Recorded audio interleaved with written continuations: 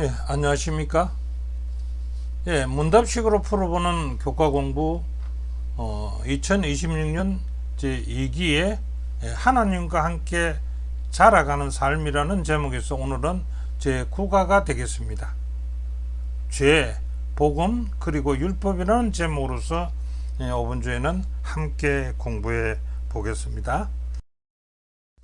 자, 제9가 죄, 복음, 그리고 율법입니다.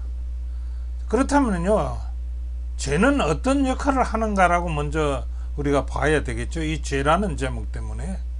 죄는요, 하나님과 인간 사이를 갈라놓는 가장 큰 장애물이 죄라는 것입니다. 죄는 우리를 하나님으로부터 분리시키면서요, 우리를 속이고 상처 입히고 삼키며 결국 파멸로 이끄는 것이 죄라는 것입니다. 오늘날 사람들은요, 죄를 너무 익숙하게 여기며 가볍게 생각하고 있습니다. 죄를 죄라고 말하기보다는요, 불편함을 피하려 하고요, 자신의 욕심과 쾌락을 따르는 삶을 자연스러운 것으로 받아들이기도 한다는 것입니다. 우리가 죄와 타협할수록 우리는 하나님과 점점 더 멀어지게 된다는 것입니다. 자, 그렇다면요, 복음과 율법은 어떤 역할을 하는가? 자, 하나님께서는요, 죄인인 우리를 버려두지 않으시고요, 하나님은 율법을 통해서 무엇이 죄인지 깨닫게 하시고 우리의 삶을 비추어 하나님 앞에 부족한 존재임을 알게 하시는 것이 율법이라는 것입니다. 자, 두 번째는요, 또한 복음은요, 복음을 통해서 죄로 인해 끊어진 관계를 회복할 길을 열어서요, 예수 그리스도를 통해 용서와 구원의 은혜를 베푸심으로 하나님께 다시 나아갈 수 있게 하신 것이 바로 복음이라는 것입니다. 그래서 여기서 죄는 무엇이며 복음이 무엇이고 그리고 율법이 무엇인 것을 대충 훑어봤습니다. 자, 그래서 이번 과에서는요, 죄의 본질과 율법의 역할, 그리고 복음 안에서 하나님과의 관계가 어떻게 회복되는지를 살펴보면서 공부할 것입니다. 자, 오늘 기억절은요, 이번 주 기억절은요, 내가 주의 법도를 영원히 잊지 아니하오니 주께서 이것들 때문에 나를 살게 하심이니이다. 나는 주의 것이오니 나를 구원하소서. 내가 주의 법도들만을 찾았나이다. 라고 시편 119편 93절과 94절에 있는 말씀이 되겠습니다. 자, 첫째 날, 방해와 유혹입니다. 자, 하나님이요, 삼손을 부르신 목적은 무엇이며 삼손에게 닥친 시험은 무엇인가를 먼저 한번 살펴보겠습니다. 자, 하나님 삼손을 부르셨다면 어떤 목적이 있을 거 아닙니까? 그래서 그는 출생부터 남과 달랐습니다. 출생을 살펴보면요, 이렇게 말합니다. 보라, 내가 잉태하여 아들을 낳으리니 그 머리에 삭도를 대지 말라. 이 아이는 태에서 나옴으로부터 하나님께 바친 나실인이라고 말하고 있습니다. 자, 그래서 하나님이 삼손을 택한 그 목적은 무엇일까요? 사사기 13장 1절에 보면 이스라엘 자손이여 다시 여호와의 목전에 악을 행하였으므로 여호와께서 그들을 40년 동안 블레셋 사람의 손에 붙였다는 것입니다. 사사기 13장 5절에지요. 그래서 사사기 13장 5절에는 삼손이 이스라엘을 블레셋 사람의 손에서 구원하기 위하여서 삼손을 택했다는 것입니다. 그런데 삼손이 실패했지 않습니까? 그 삼손의 실패의 원인과 인간의 약점은 어떤 것이 있는가라고 한번 살펴본다면요, 삼손의 실패는 이런 것입니다. 첫째, 블레셋 여인과의 관계 속에서 반복적으로 유혹에 넘어갔고요. 두 번째는요, 하나님이 주신 사명을 삼손은 가볍게 여겼고 나시린으로서 굴배된 삶을 살아야 했지만 자신의 힘과 은혜를 당연하게 여기면서 점점 타협했다는 것입니다. 세 번째는요, 처음에는 장난처럼 보였던 비밀 누설이요, 결국 들이라는 그 여인에게 힘의 비밀을 말하게 만들었고요, 영적 힘을 그래서 잃게 되었다라고 사사기 16장 17절부터 20절을 읽어보면 이 사건이 나옵니다. 자, 인간의 약점은 뭐일까요?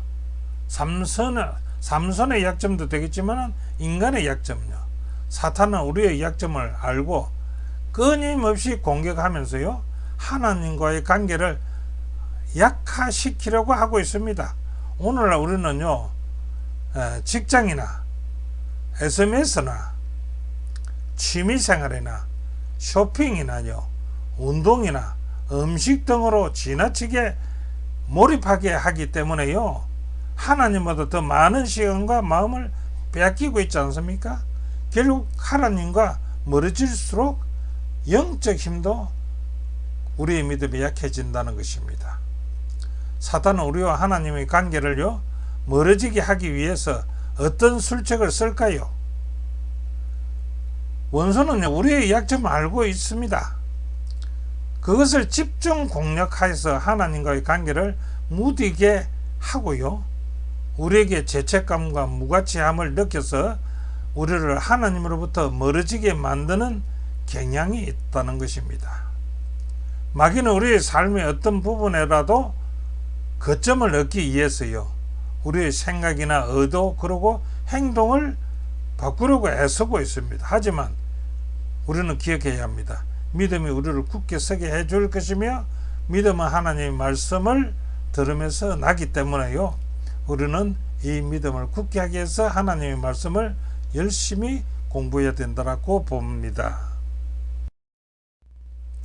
자, 교훈은 이렇게 말합니다. 예수님은요, 우리와 같은 삶의 무게를 아셨지요. 아버지와 함께하는 시간이 유혹과 싸울 힘을 되찾는 최선의 방법임을 아셨기에 홀로 기도하며 편안을 얻으셨던 것이 예수님이십니다. 그렇다면 둘째 날은요, 하나님과의 관계를 막는 걸림돌들은 무엇인가? 자, 성경에는 하나님과의 관계의 성장을 방해하는 장벽이 어떤 것인가를 이제 기록했습니다. 한번 찾아볼까요? 고린도전서 10장 12절에는요, 그런즉 선줄로 생각하는 자는 넘어질까 조심하라. 우리는 선줄로 생각하고 교만하지 말라는 뜻입니다.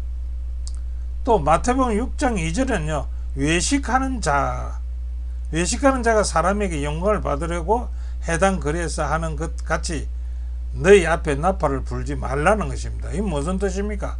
사람에게 인정받고요, 자랑하려는 마음은요, 하나님과의 관계를 막는 것이라는 겁니다.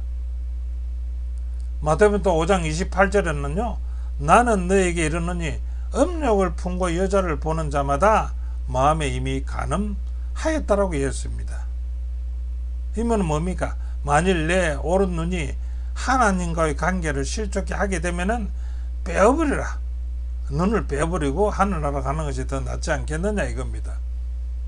자, 사탄과의 관계 속에서 드러나는 죄는 무엇이 있습니까?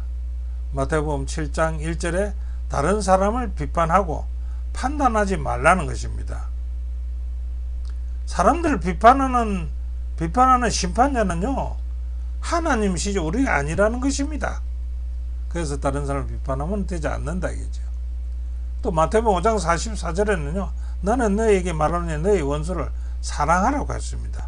또 너희를 박해하는 자를 위하여 기도하라고 합니다. 무슨 말입니까?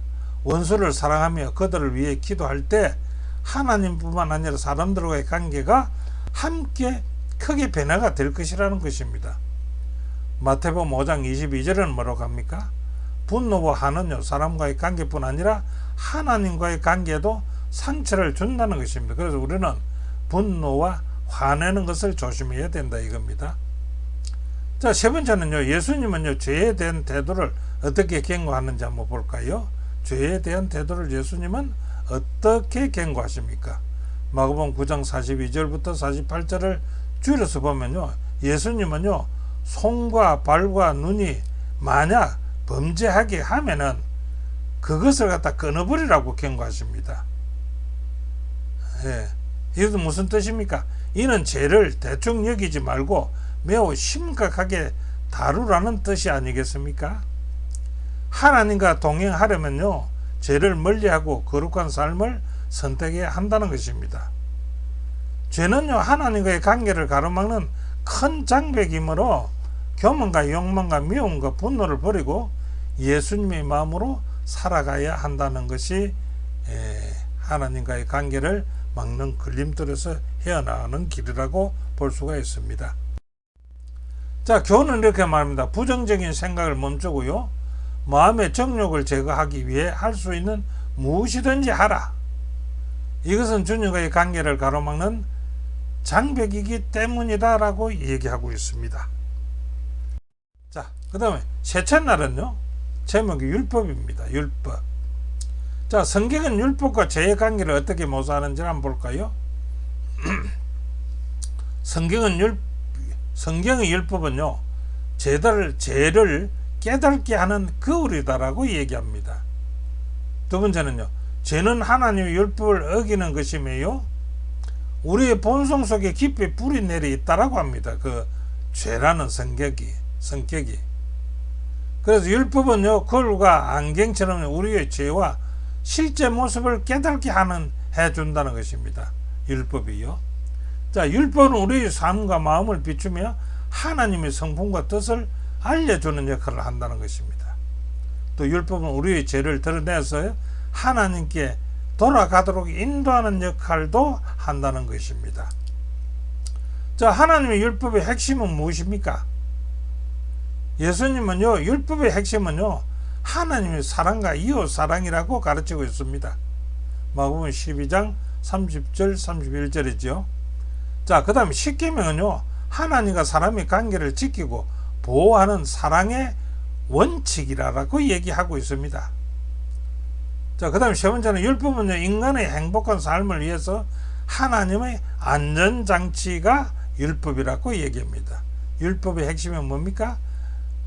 인간의 행복한 삶을 위해서 하나님의 안전장치로 주신 것이 율법이라는 것입니다. 자, 율법은 속박이 아니라 인간의 자유와 변화와 화목의 길이라고 얘기합니다. 자, 예수님과 하나님의 율법은요, 나를 바른 길로 인도하는 생명의 말씀임을 우리는 기억해야 되지요. 나는 그것을 매우 소중하게 여긴다라고 저자는 말하면서요, 이것을 갖다 점수를 매긴다면 5점 만점에 5점으로 주고 싶다고 그는 평가하고 있습니다. 자, 하나님의 율법은요, 나를 억압하는 짐이 아니라 죄에서 벗어나고 하나님 안에서 바르게 살게 하는 자유의 길이라고 말하고 있습니다. 율법은 속박처럼 느낄 때에는요, 사랑의 관점에서 말씀을 바라보고 예수님의 성품을 묵상할 때 더 바르게 이해할 수 있다라고 얘기합니다. 하나님과 이웃을 사랑하는 율법이요, 삶과 가정과 교회의 중심에 자리 잡는다면 서로를 존중하게 되고 용서하게 되고 서로를 섬기는 관계가 이루어질 것이라고 얘기하고 있습니다. 자, 그럼 교훈은 어떻게 말합니까? 율법은 우리 삶과 성품을 명확하고 확실하게 알게 해주며 동시에 하나님의 성품과 그분의 무엇을 중요하게 생각하는지를 알려주는 역할을 한다고 교훈에서는 말하고 있습니다. 자, 넷째 날은요, 율법과 복음입니다. 마태복음 5장 17절과 18절에서 예수님은요, 율법에 대해서 무엇이라고 말씀하셨는가 한번 볼까요? 자, 율법의 영원성에 대해서 어떻게 말합니까? 예수님은 율법을 폐하러 오신 것이 아니라 완전하게 하려 오셨다고 말했습니다. 그리고 천지가 없어지기 전에는 율법의 한 획도 없어지지 않는다고 말씀하셨던 것입니다. 이 율법의 영원성이라고 볼 수가 있겠죠. 자, 두 번째는 율법과 성품입니다. 율법은 어떤 성품을 가졌는가? 하나님의 율법은요, 하나님의 성품이라는 것입니다.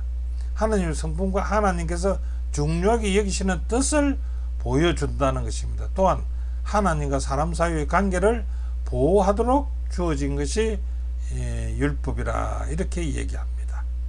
자, 세 번째는요, 율법과 사랑입니다. 예수님은요, 어떻게 이야기합니까? 너희가 나를 사랑하면은 나의 계명을 지키라 했습니다. 예수님을 사랑하면 율법을 지켜야 된다 이거죠. 라고 말씀하시면서요, 참된 사랑은 순종으로 나타난다고 가르쳤다고 말하고 있습니다. 율법은 하나님의 사랑과 성품을 나타내는 것이고요, 사랑하는 마음에서 순종이 우러나오게 된다는 것입니다. 자, 우리가 하나님의 율법을 바르게 이해할 때 어떤 변화가 일어나는가 한번 볼까요? 하나님의 뜻과 사랑을 더 깊이 깨닫게 되고요, 예수님을 더욱 사랑하고 따르려는 마음이 생긴다는 것입니다. 율법을 바르게 이해하면. 두 번째는요, 십자가와 우리를 위해 대신 죽으신 그리스도를 항상 바라보게 되고요, 율법을 바르게 이해하게 되면 그 사랑을 깨달을 때 하나님 사랑이 깊어지게 된다는 것입니다. 세 번째는요, 율법은 죄를 깨닫게 하고 복음은 그리스도의 은혜로서 죄인을 용서하고 구원함을 깨닫게 해준다는 것입니다. 자, 그래서 율법은요, 죄를 보여주고 복음은 죄인을 살리는 하나님의 은혜를 전하게 된다고 얘기하고 있습니다. 자, 세 번째는 율법은 인간을 위해서 어떤 한계를 가지고 있는지 한번 볼까요? 자, 율법은요, 죄를 정죄할 뿐이며 용서하거나 어렵게 하거나 속죄할 수는 없습니다. 율법은요, 죄를 정죄할 뿐이지 용서하거나 어렵게 하거나 속죄할 수 없는 것이 율법이다. 자, 두 번째는 율법은요, 용서와 어려움과 속죄가 필요한 죄인임을 깨닫게 하는 역할을 한다는 것입니다. 세 번째는요, 예수님의 십자가 죽음은요, 우리를 하나님 앞에서 어렵다 하시는 구원의 길을 이루셨다고 얘기하고 있습니다. 자, 구원은요, 율법의 행위가 아니라 우리를 대신해 죽으신 그리스도의 은혜로 얻는다는 것을 우리는 잘 알고 계시지요. 자, 교훈은 이렇게 말합니다. 율법은 속죄, 의를 주지 않으며 필요를 알려줄 뿐이다. 율법 이해의 기초는요, 복음이며 복음이 함께 가야 한다고 말합니다. 율법이 결코 할 수 없는 일을 복음은 이루어지게 한다는 것입니다. 자, 그럼 다섯째 날은요, 안과 행함. 아는 것과 행함은 어떻게 되는가? 자, 첫째는 이렇게 보면 됩니다. 산상수훈의 말미에 예수님은요, 어떤 심령한 말씀을 하셨는데 어떤 심정한 말씀을 하셨을까요? 마태복음 7장 21절 전에 보게 되면 나더러 주여 주여 하는 자마다 천국에 다 들어갈 것이 아니라고 말하고 있습니다. 이 말씀은 분명히 주님을 알긴 하지만은요, 진정으로 당신을 알지 못하기 때문에 천국에 들어가지 못한다고 말합니다. 그 다음요, 마태복음 7장 22절 후반부에는 다만 하늘에 계신 내 아버지의 뜻대로 행하는 자라야 들어가리라고 합니다. 무슨 뜻입니까? 하나님의 뜻을 깨닫고 그분의 뜻대로 사는 삶의 변화와 순종으로 행함으로써 천국에 들어갈 수 있다는 것을 의미하는 것이죠. 자, 반석 위에 세운 믿음과 모래에 세운 믿음의 차이점은 무엇입니까? 우리가 이제 믿음을 가지는데 그 믿음이 반석 위에 세운 믿음도 있고 모래에 세운 믿음이 있다는데 그 차이점이 무엇인가 봅니다. 예, 예수님의 말씀을 듣고요, 실천하는 사람은요, 어디에 세운 집이라? 반석 위에 세운 집이라고 했습니다. 그래서 그 사람은 지혜로운 사람과 같다라고 했습니다. 그래서 그 집이 비와 바람이 와도 무너지지 않는 든든한 믿음이 된다라고 얘기합니다. 그 다음에 또 다음은요, 말씀을 듣기만 하고 행하지 않는 사람들은 무슨 믿음? 모래의 집을 세운 어리석은 사람이라고 얘기합니다. 자, 이런 사람 믿음은요, 시험과 어려움이 오게 되면 쉽게 무너진다는 것입니다. 그런 믿음이라는 것입니다. 말씀을 실천하는 믿음만이 흔들리지 않는 삶을 세운다는 것입니다. 자, 하나님과의 친밀한 관계는 어떻게 해야 깊어질 수 있는가라고 한번 묻는다면요, 하나님의 말씀을 마음으로 받아들이고 순종할 때 하나님과 가까워진다는 것입니다. 하나님은 성경을 통해서요, 진리의 길을 보여주시는 것입니다. 그리스도의 의를 믿음으로 받아들이고 삶 속에 실천해야 한다는 것입니다. 믿음은 단순한 생각이 아니라 실제 삶의 선택이라고 말하고 있습니다. 하나님과의 친밀한 관계는요, 말씀을 믿고 삶 속에서 실천할 때 그 믿음이 깊어진다는 것입니다. 자, 교훈은 이렇게 말합니다. 영원한 성경 진리를 아는 일은요, 정말 중요하지만은 그 지식이 변화시키지 못한답니다. 하나님에 대한 헌신과 동행을 깊게 하지 못한다면은 그 지식은 아무 소용이 없는 것이 되고 만다는 것입니다. 자, 오늘 공부는 여기까지인데요. 지금까지 공부한 것을 결론을 한번 지어본다면요. 첫째, 믿기 위해서 표적을 구하지만은요, 풍성한 지식을 접하며 성경을 통해 많은 것을 아는 우리에게요, 필요한 것은 표적이 아니라 매 순간 주님과 동행하는 영적 혁신이라는 것입니다. 두 번째요, 주님은 믿음을 강하게 도와주시지만은요, 의심하는 이도 대하자고 부르신다는 것입니다. 자, 믿음은 좋은 때뿐 아니라 무슨 일이 일어나고 있는지 다 이해할 수 없을 때에도 하나님을 믿고 신뢰하는 것이 믿음이라는 것입니다.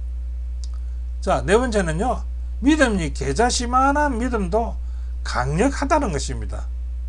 그것은 주님과 함께 관계를 했을 때 그렇지요. 그리고 또 성장시키기 위해서 필요한 전부라고 얘기합니다. 주님은 믿음이 자라도록 도우신다는 것입니다. 예수님의 믿음을 가지는 것은 그 믿음을 본받는 것만 아니라 그분을 중심에 두고 능동적이고 살아있는 매일의 경험을 갖는 것을 의미하며 마지막 때에 이 믿음은 더욱 필요하다라고 얘기합니다. 자, 오늘 공부는 여기서 마치겠습니다. 함께 공부해 주신 여러분 대단히 감사합니다. 다음 기회 공부도 함께 해주시기 바랍니다. 안녕히 계십시오.